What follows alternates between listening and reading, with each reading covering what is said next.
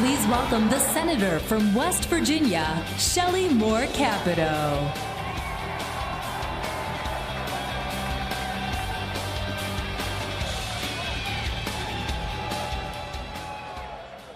Good evening. Let me start out with a question. Are there any Mountaineers in the audience tonight? I'm Shelley Moore Capito, the first woman ever elected to serve the state of West Virginia in the United States Senate. Ladies and gentlemen, we face challenging times, times in which we as leaders must ask, how can we secure a future that's brighter for our next generation?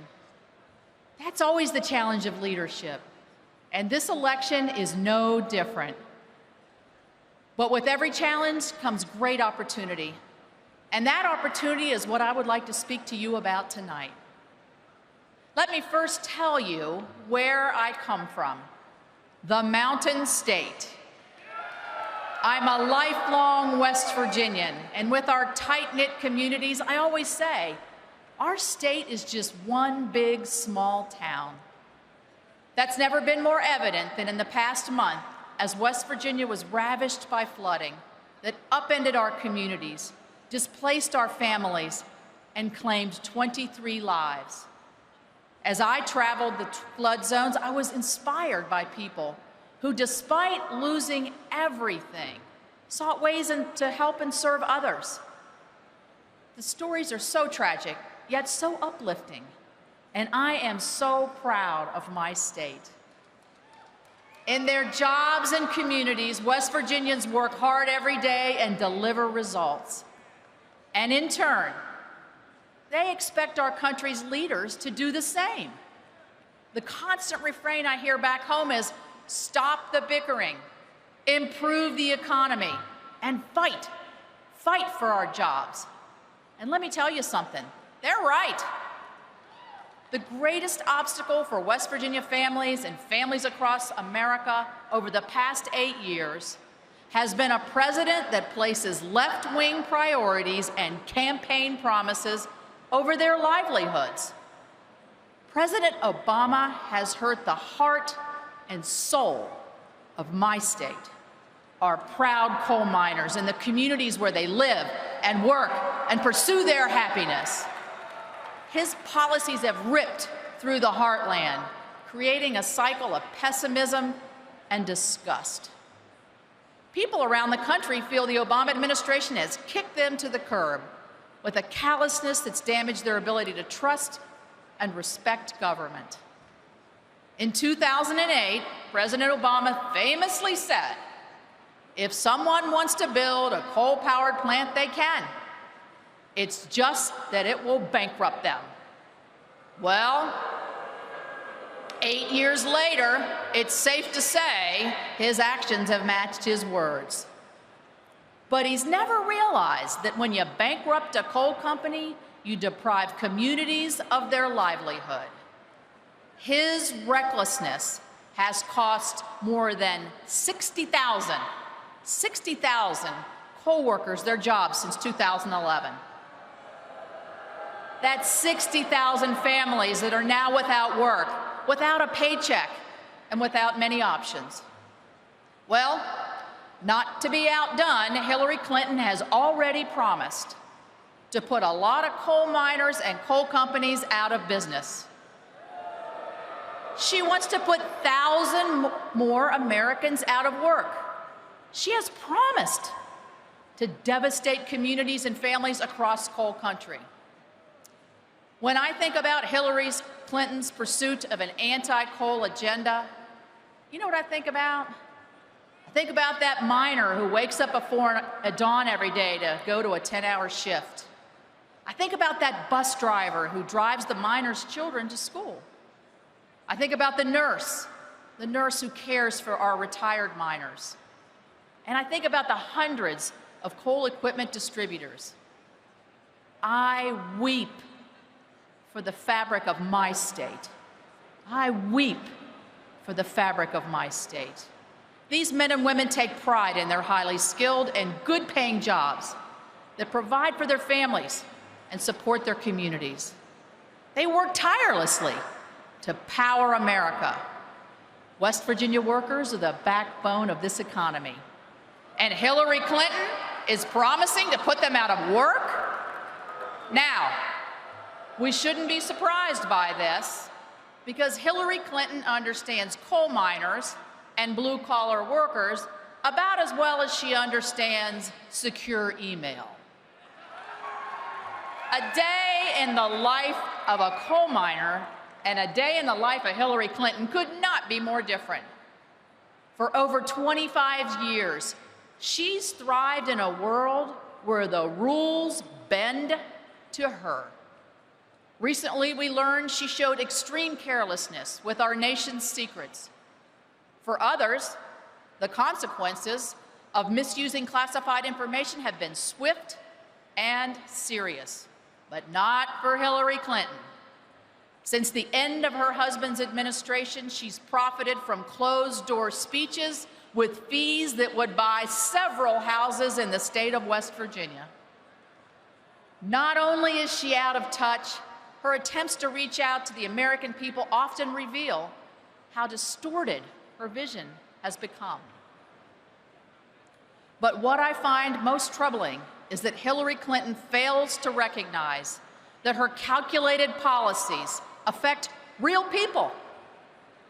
Those who want to feed their families, own homes, pay for college, pursue the American dream. These goals should not and cannot fall out of reach. You may remember when President Obama arrogantly proclaimed that he would slow the rise of the oceans and heal our planet. So what did he do? He introduced and implemented sweeping environmental regulations without Congress's approval and without any consideration for the economy. These unilateral actions are ill-informed and, quite frankly, unconstitutional. Right now, the burden of government regulations in this country amounts to $15,000 a household. So let me ask you a question, a couple questions. Are you ready? Yes. All right. Is burdening every household in America with the cost of $15,000 worth more applause lines at campaign rallies? No. Is burdening every household in America with a cost of $15,000 worth more campaign cash? No. Is burdening every household in America with a cost of $15,000 worth a few more one-liners? No. Well, I couldn't agree with you more. And I'm sure you agree with me about the importance of this election.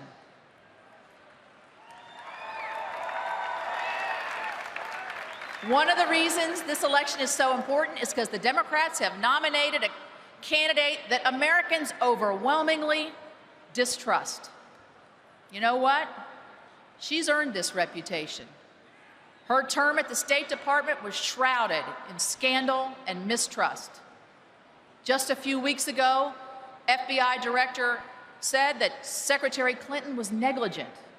He questioned her judgment and revealed countless ways she has misled the American people. We know that the cornerstone of our global leadership is not just our awesome military, it's not just our economic power, but it's our credibility. She has squandered Americans' trust. And thankfully, the latest misdeed hasn't slipped past the attention of the American people. Recent polls show that voters' distrust of Hillary was deteriorating her support. So it does come down to trust. She can't be trusted with classified information or trusted to play by the same rules that you and I play by. And without trust, we cannot feel safe and we cannot thrive. No one who has lost the trust of the American people should ever serve as our president.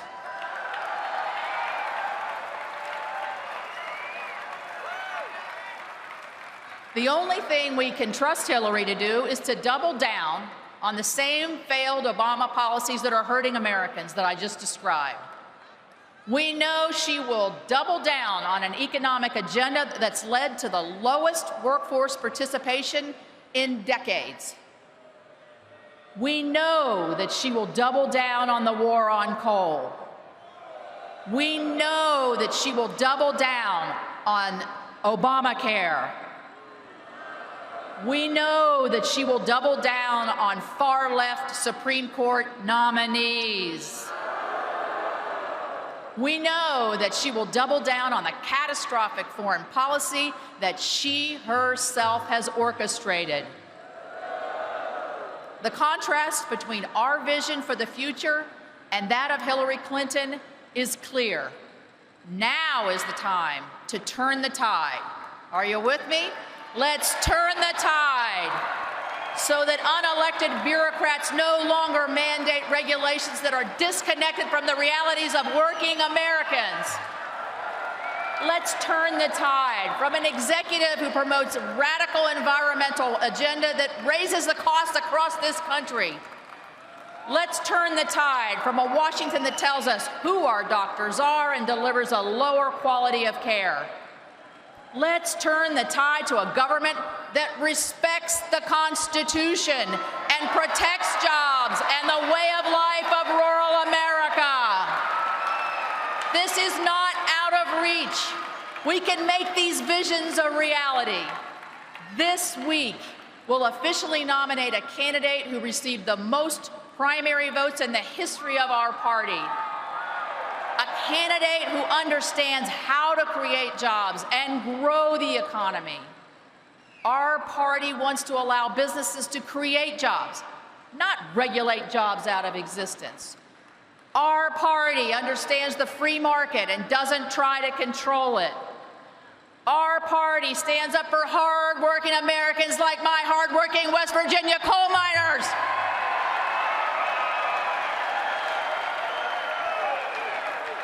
Our party will strengthen our military to face growing threats. We must carry this momentum to elect Donald Trump, who speaks directly to Americans who have been devastated by the Obama administration. West Virginians know he understands their problems, shares their concerns, and by golly is going to do things much differently. The American people know that Hillary Clinton has forfeited her trust and has broken her bond with working Americans. So let's commit tonight to bringing our country together. In the months ahead, the stakes are both clear and high. Take this energy from this convention back to your state, back to your home, and work to elect Donald Trump, who will